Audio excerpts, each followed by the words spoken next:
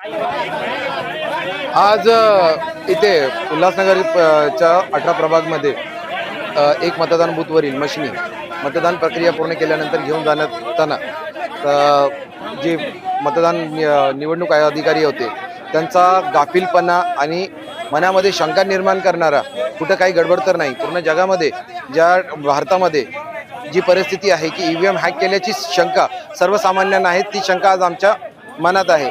कारण इथे मतदान प्रक्रिया पार पाडल्यानंतर काही मशिनी अक्षरशः बाईकवर त्यांची ने-आण करण्यात आली होती। सजग कार्यकर्त्यांनी त्या वेळेवर अडवून त्या पुन्हा आणलेल्या आहेत। बेकायदेशीररित्या कसल्याही पोलीस प्रोटेक्शन नसताना यांनी मशिनी हलवल्या कशा? त्यासाठी काय आरोची किंवा इतर कोणत्या अधिकाऱ्याची परवानगी होती का?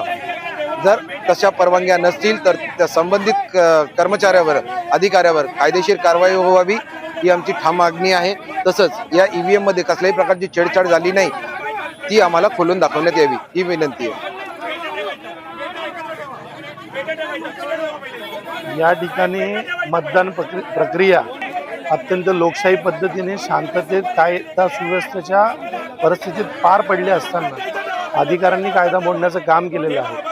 आणि ज्या ईव्हीएम मशिनी पोलीस प्रोटेक्शनमध्ये शासनाच्या गाडीत न्यायला पाहिजे होत्या, त्या मशिनी स्वतःच्या बाईकवर कोणताही पोलीस प्रोटेक्शन नसताना मतदान केंद्रातून बाहेर काढण्यात आल्या आणि ते इथून जवळजवळ 1 ते 1.5 किलोमीटर लांब नेण्यात आल्या। काही कार्यकर्त्यांनी त्यांना पकडलं आणि परत आणलं।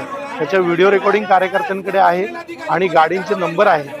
तर शासकीय अधिकारी अशा पद्धतीने जर बेकायदेशीररित्या वागत असतील आणि मतदान प्रक्रियेवर जर संशय निर्माण करत असतील तर अशा शासकीय अधिकाऱ्यांवर कायदेशीर कारवाई झाली पाहिजे हीच आमची